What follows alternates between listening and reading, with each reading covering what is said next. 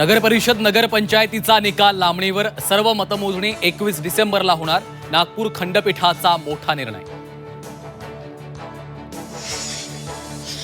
कोर्टाचा निकाल सर्वांना मान्य करावा लागेल. निवडणूक आयोगाची ही सर्व पद्धत योग्य वाटत नाही. कोर्टाच्या निर्णयावर मुख्यमंत्री फडणवीसांचं विधान.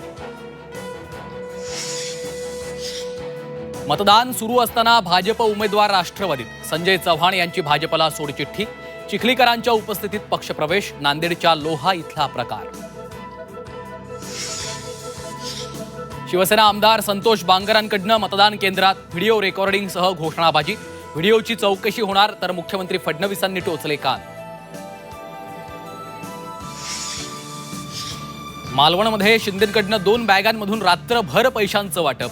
शिवसेना ठाकरे पक्षाच्या वैभव नाईकांचा आरोप. तर भाजपच्या थैल्यांना शिंदेंकडून बॅगांनी उत्तर. राऊतांचा हल्लाबोल.